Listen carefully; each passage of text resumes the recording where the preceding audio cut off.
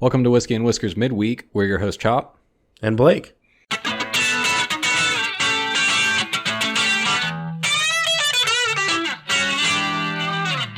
And this week, we are small timing it. Yeah, I don't think the other guys really care about the topic at hand anyway. Yeah. And so we're going to knock it out before they get here to record the main episode. Also, fuck them. And also fuck them. Yeah, that's the main thing. So today, we're nerding out. It's a good one. So, back in 1997, Yeah. I bought a game because I had $20 in my pocket that I needed to burn, Yeah. And it was Final Fantasy 7 in a gray PlayStation 3-disc box set. Yeah. I played it and was like, yeah, that was pretty good, but I didn't beat it. I didn't really understand it. I didn't really know what I had. Mm-hmm. A couple years later, I got back into it and tried to play it again just because I'd never really, gone hard on it or whatever. And I finally figured out how everything works, how the material works, how I figured out how to play the game right the way it's supposed to be played. And I loved it. So I think I got through the first couple of discs and then was like, shit, I need to go get the third disc because the third disc has got fucked up, eaten by a dog or I don't know, something. Yeah. And so I went to the store and I was like, hey, I need the third disc for this. And by then it had gone to greatest hits. So I got the Final Fantasy 7 with the green stripe on it. Yeah. Stripe on it. Yeah.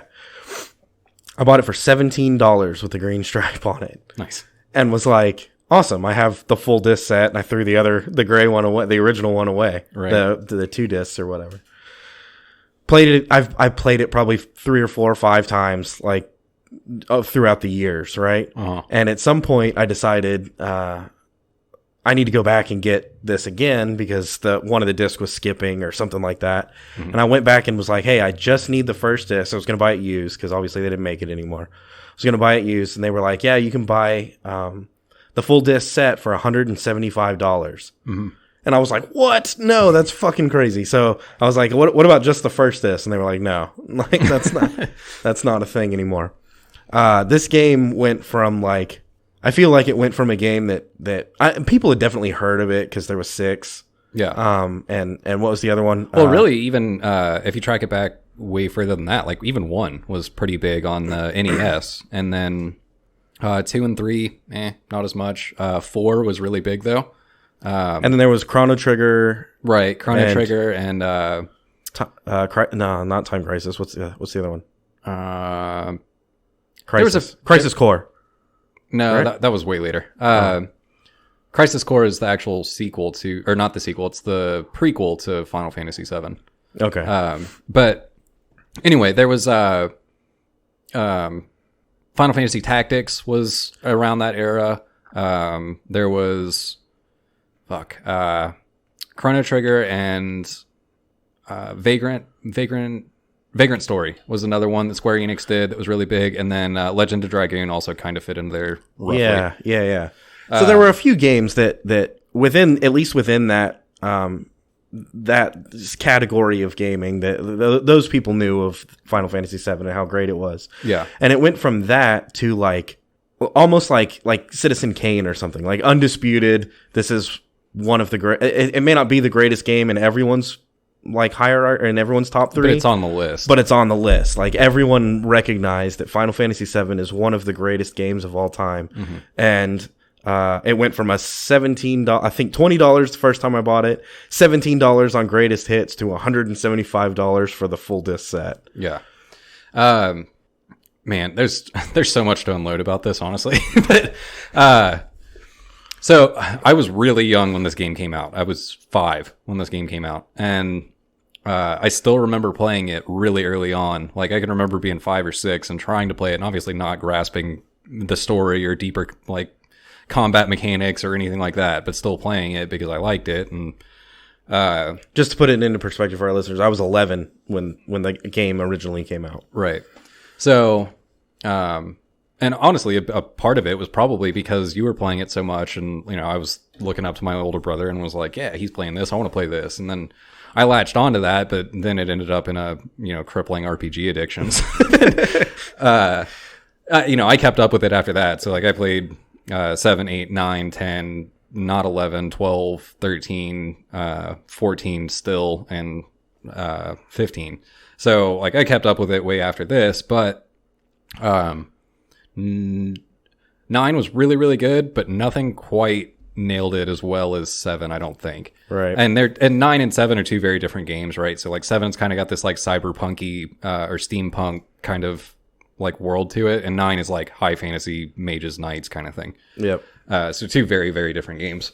But anyway, so going back to 7, obviously the reason that we're talking about this now is because, one, the game is being remade, and the first part of it comes out in less than a month from now, which I'm super stoked for. The other reason is because they just released a demo of that game last week, and me and you both had a chance to play it. Yep. So as much as I just want to sit here and talk about Final Fantasy VII, the original, let's talk about the demo and all the ways that it like reflects against the original that, we felt. And but I feel like you have to give some context of like this is nostalgia for me. Like this is, and for you as well, because I know you played it back in the day as well. The reason it's so important for people to know that we've played this game and loved it already is because like the first thing I want to say is that when you start the game, when you first start the demo and that music starts playing, it's like blast from the past. Like it's the closest way to go straight back into time. Like I can remember sitting on the floor and do do do do do do do. Well, not only that, but we used to fall asleep with that still playing on the TV. So like I have like this ingrained in my head where I'm like falling to sleep to the same, little melody every single night that I was staying over there. And so again, going back to the demo that we just played, you load it up and it's that same song, but like better, and, new, yeah, and updated, but still the exact song. And like, but that starts us down this road of reviewing this demo, right? Like it's the perfect way to set the pace for this whole conversation. Just the opening sequence takes you right back into it, like immediately, but it's all fresh and new. It's the same, but new. Like they could not have nailed it more perfect. Like, if they would have changed it too much, then it wouldn't have worked. And you'd have been like, what the fuck is this? That's not what they did. It immediately felt like Final Fantasy VII, and also it looked great and sounded great and had voice acting and the things that we're about to get into. Right.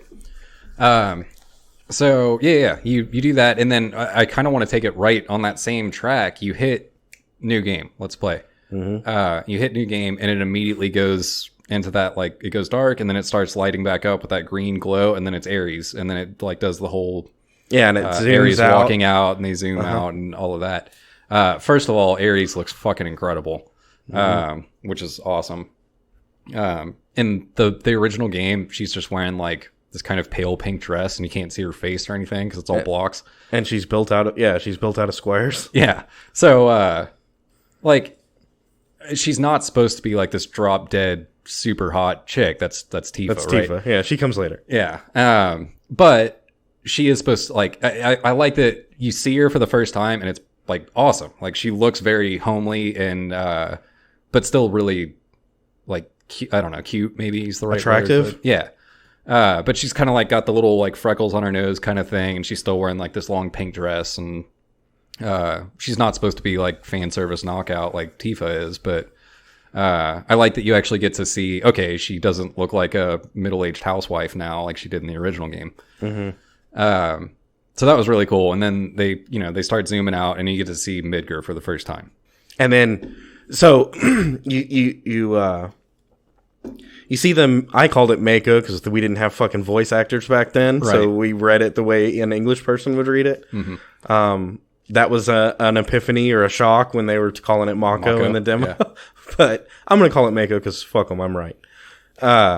You can see the Mako coming out of the pipes, and she's like, she's messing with it, and it looks great. And then it zooms out a little bit, and she drops her flowers, and it's the same intro, like it's the same.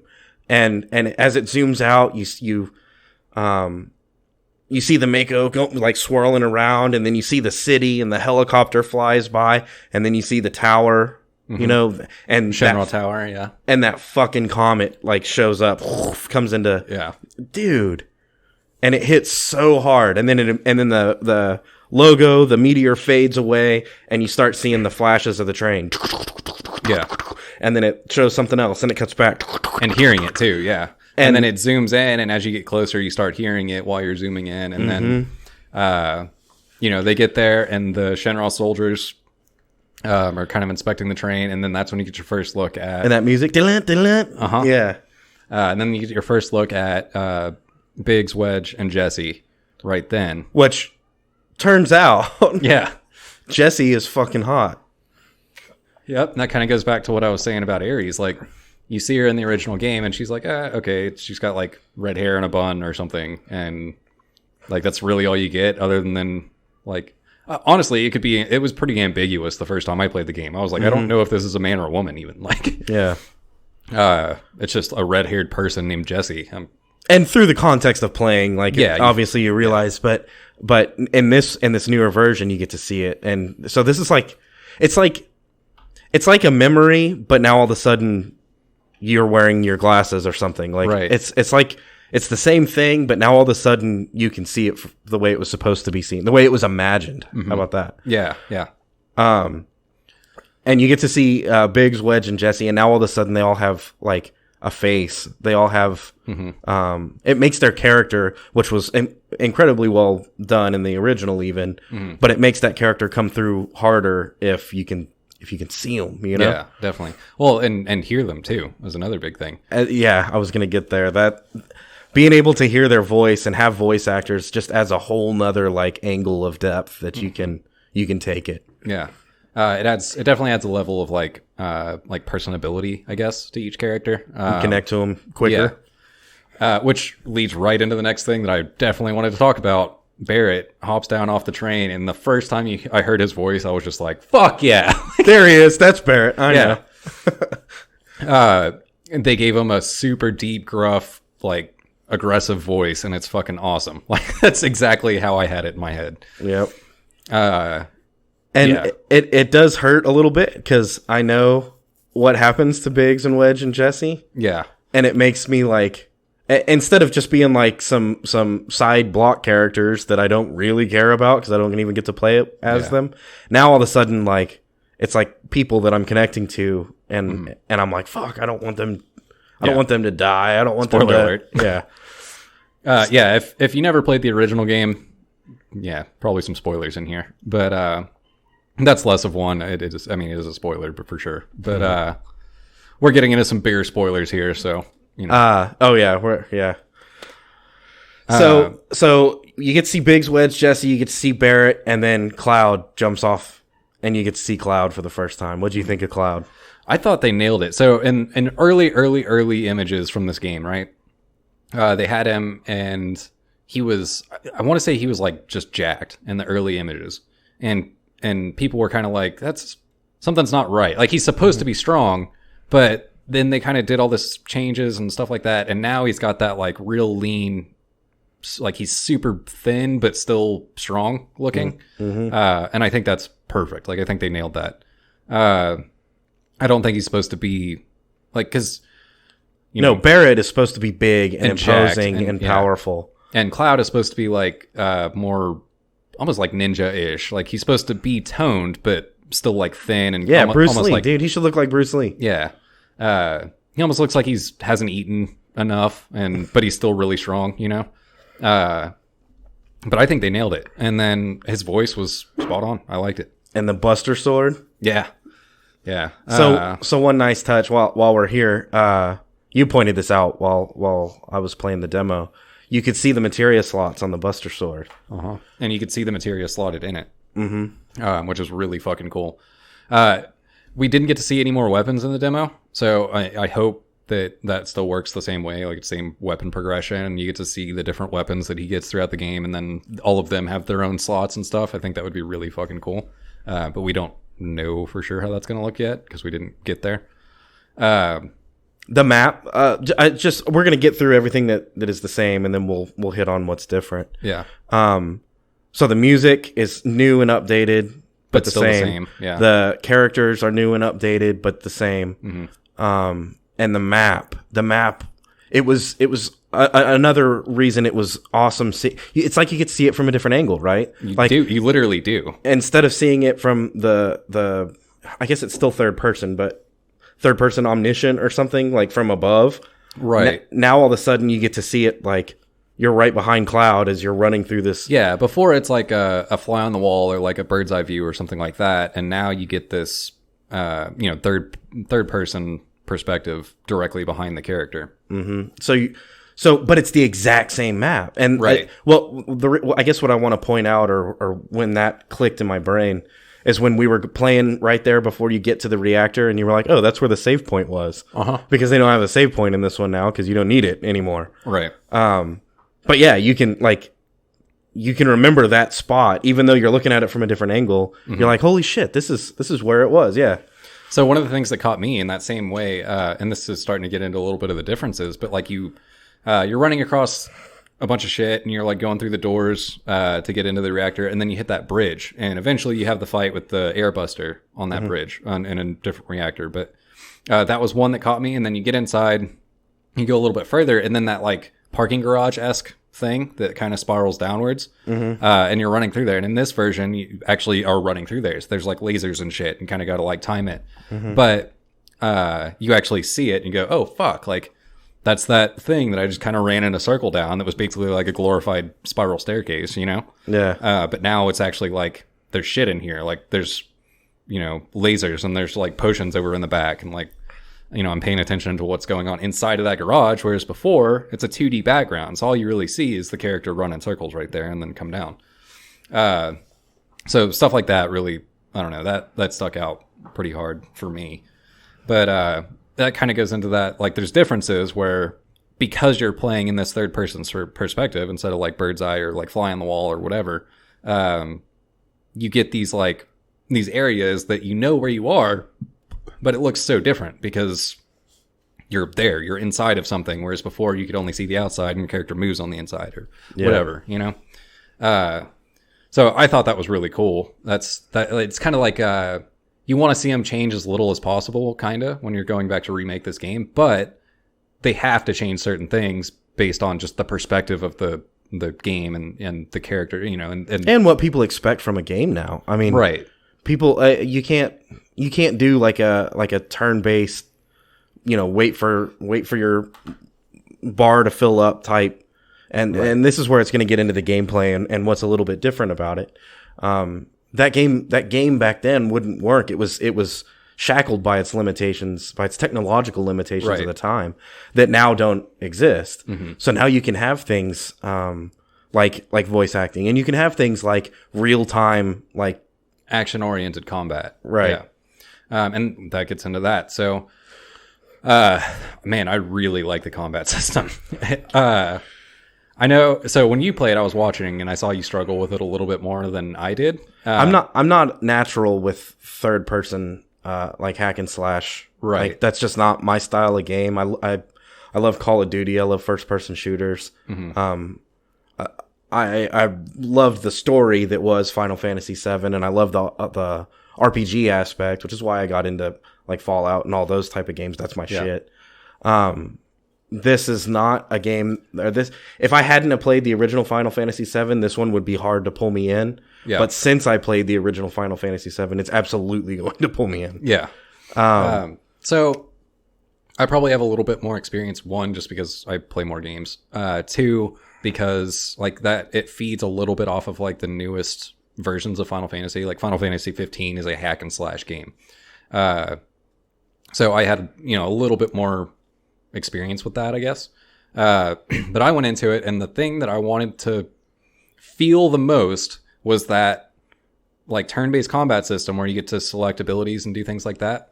How they were going to implement that. And I think they nailed it. So basically the way it works is as you're hack and slashing your way through the game, it charges a gauge, and once and you can actually store them, so you can have 2 gauges full. But once you get one gauge full, you can hit X basically and go into a menu. Time basically freezes. It's significantly slowed down, like 90% at least. Yeah. And then you can go like, all right, I want magic, fire, cast. And then you have your same kind of turn-based abilities that you had before where people would wait on you to select the next thing. But you still... But it happens like in real time instead of... Right. And on top of that, you have the... you don't have the dead time where you're just waiting for the gauge to fill up. You get to sit there and button mash and, hack and slash your way around to try and fill that gauge faster. So I thought that was fucking awesome. I don't know of a way they could have implemented that. It's ATB is Active Time Battle System or something like that. I don't know how they could have implemented that any more. So I felt it just like in the original Final Fantasy VII. I was. Oh shit! I need Barrett to his turn to be up because I need to use his limit break, and I need Cloud to his time to be up because I need his healing, or I need this, or I need that. I definitely felt that playing this. It's just also you're doing all this other shit that was a little bit overwhelming for me as a novice hack and slasher. Right. And that's something that you'll get used to as you play the game. And not just you, but people in general, as they play the game, they'll get used to kind of the combat system and then go, okay, this makes more sense. I can tell you, and call me a noob or a bitch or whatever, but I can tell you exactly what I'm going to do. I played it on normal, the demo. I'm going to put that shit on easy, and I'm going to blow through it just to fucking experience it, Yeah, that's fair. So I'm not going to do that.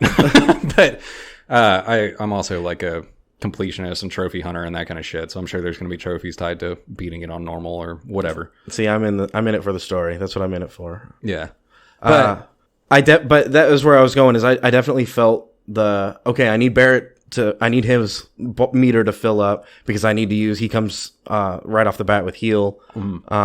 And he's got some ranged attacks. You're like, fuck, I need those ranged attacks. And then Cloud, his limit breaks have always been powerful, so you're like, oh, I need to get Cloud's limit break while this fucking turret's down so I can get in here and fuck shit up. Right. So I felt the turn-based, even though I was constantly doing something. And I think what I struggled with was, and it's a cool feature, it's just not something I'm used to. Right. Is the like you can shout kind of, or you can command your whole team and not still really control one person. Like actually hack and slash control one person, but give orders to everybody else at the same time. Which...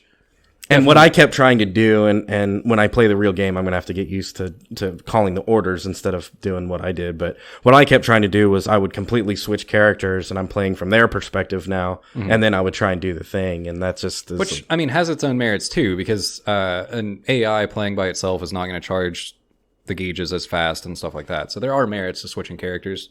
But there's also merits to, I'm going to sit here and lay down damage while I can, But anyway, so I really like it. The combat system was fucking awesome. I don't know any other way. Like, I can't think of a way that they could have implemented that better in a more modern way without just completely fucking up the game,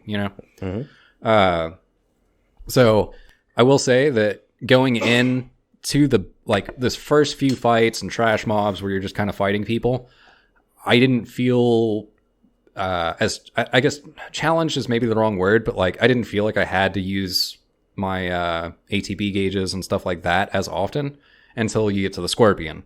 And once you got to the Scorpion, it was like, fuck, I need these gauges as fast as I can possibly get them because I need to do some shit now. It's time to fucking get into the actual combat. And when when the ATB gauge is full and you pick a character and you're like, I'm going to do this thing, like you said, it slows down enough that you have time to okay, do I want to use Cure? Do I have enough magic to last through the end of this fight? Do I need to use an ether or a potion? Do I want to, skip right now and just do a regular attack so I can come back later? You have time to make those decisions, which is what was so fun in Final Fantasy VII, was stacking and staggering your attacks and making it hit in sequence, right? The only thing that I'm still curious about is I want to see how the materia works. Yeah. Because that was arguably the best part of the original Final Fantasy VII. Yep, I would totally agree. And I think from what I saw of the combat system, I don't see any reason that that kind of same setup isn't going to apply. Like, for instance, if you go into the menu and you select fire, and then you select an enemy, I don't see any reason they shouldn't be able to apply all, and you just fucking cast fire at everybody.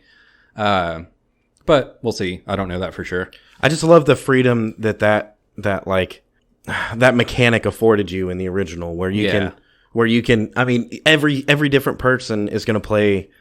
They have to play it a different way. Like, they're gonna, maybe they'll stack all their summons on one person, or maybe they'll spread their summons out to balance out the attack versus the magic power, and maybe they'll I love being able to equip this with this, and then this put this person forward so their ATB gauge fills up sooner, and you can totally just completely change what a character is originally designed to do whatever the fuck you wanted in the original. So like, yeah, you can have a full fucking summoner mage Barret, and you can have a full tank Yuffie or whatever, So shit like that is really cool. Obviously, my playstyle, I stuck a little bit closer to the original cast in their ideas, so I am excited to see other characters. One of them that I'm super stoked for, and I actually found out isn't going to be playable in the first game, is Red 13. So this kind of goes into some more stuff. They split the game into what is going to be a trilogy, which kind of makes sense. The game takes longer because you're going through all of these areas in the perspective of the person or right behind them, as opposed to just kind of running through them, right? So the game takes longer to get to the same part, So I think the fastest I ever beat the original Final Fantasy VII was like 74 hours or something like that. So it kind of makes sense, but it's chopped up a little differently than I thought it was going to be. I thought it was going to be more aimed at like each disc kind of thing. So disc 1 is actually through the end of Midgar, which kind of makes sense. Midgar's a big fucking area. It takes a long time to get out of there.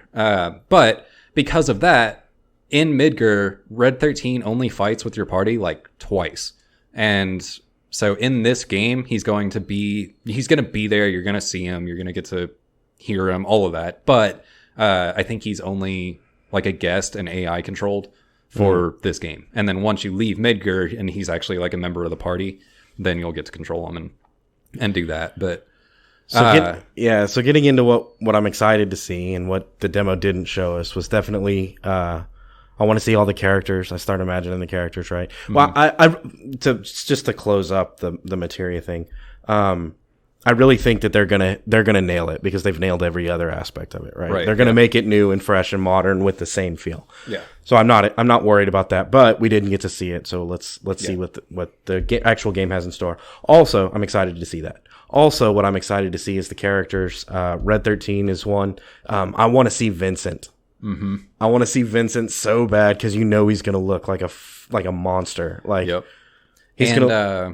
So, I mean, pretty much all of them. Like, I mean, fuck. I'm excited to see all of them. But yeah. Red 13 is definitely up there on my list, which we will get to see at least this game.